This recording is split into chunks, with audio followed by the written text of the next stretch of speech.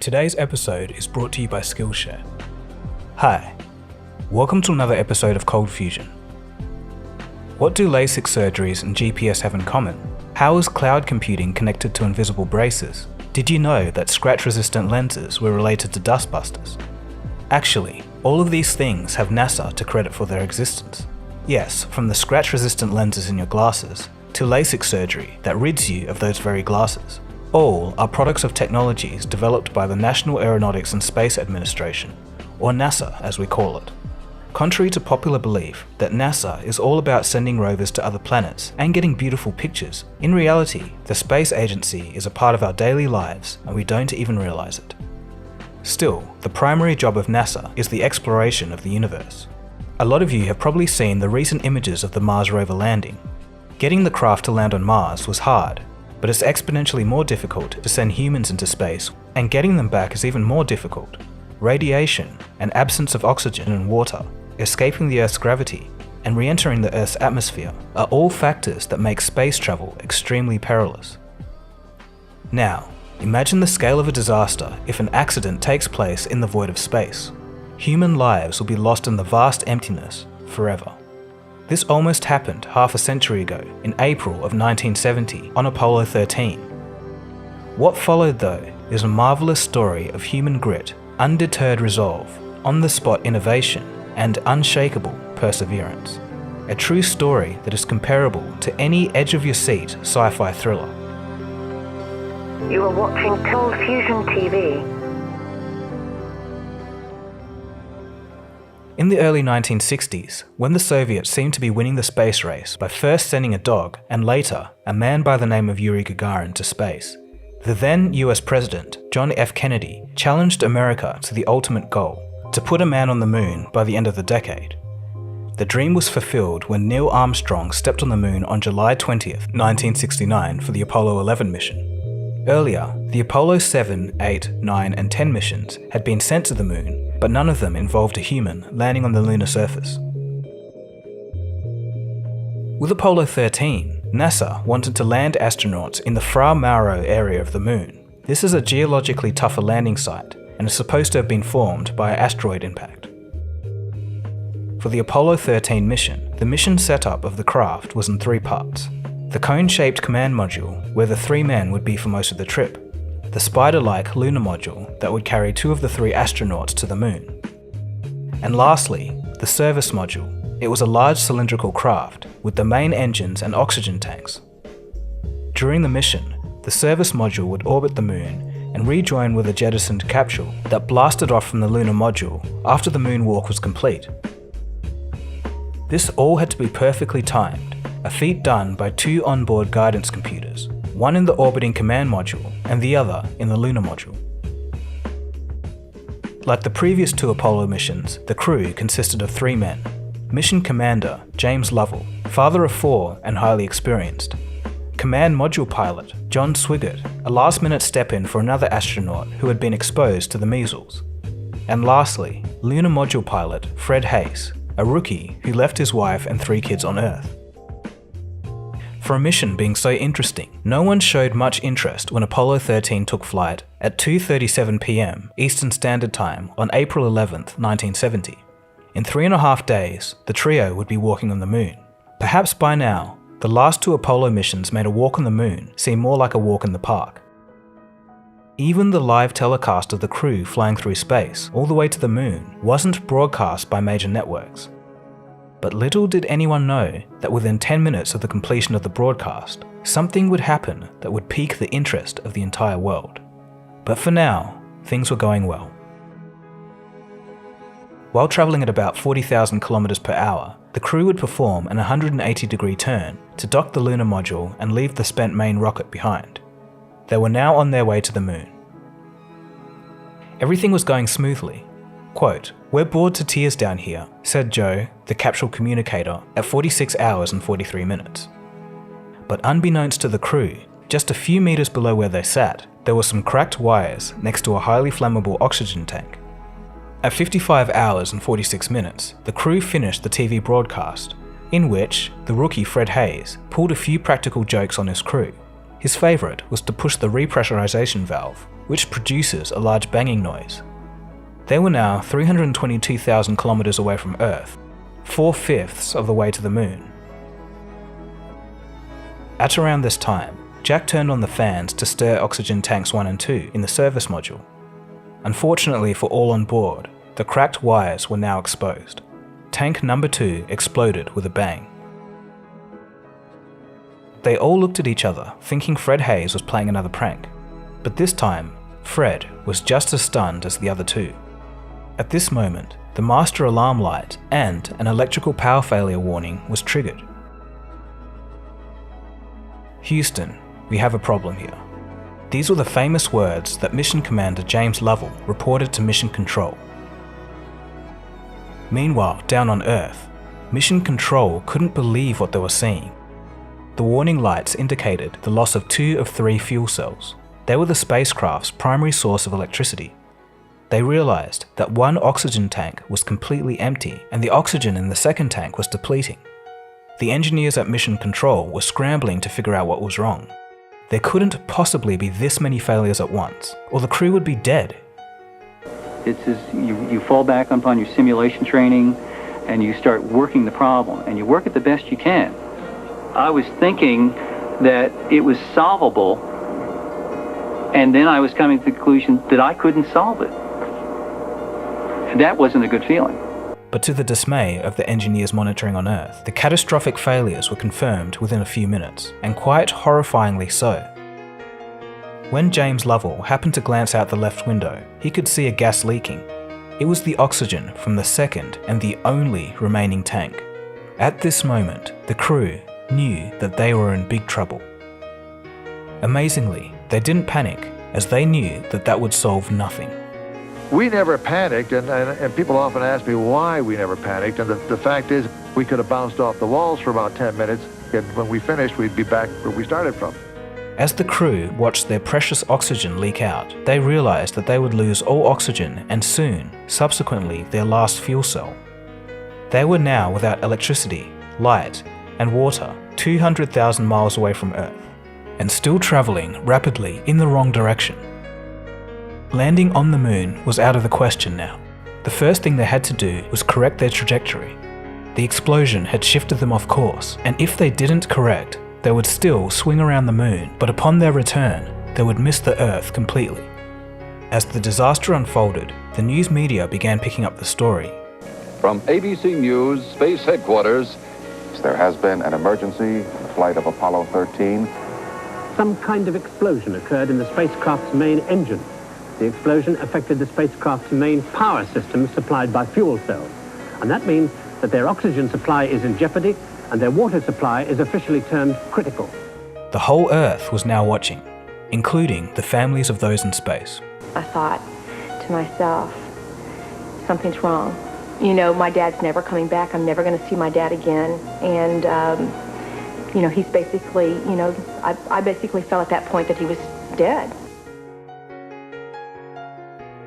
With no propulsion possible from the damaged service module, at 1 hour and 29 seconds after the explosion, the decision was made from the monitoring engineers on the ground that the crew should use the lunar module as a lifeboat.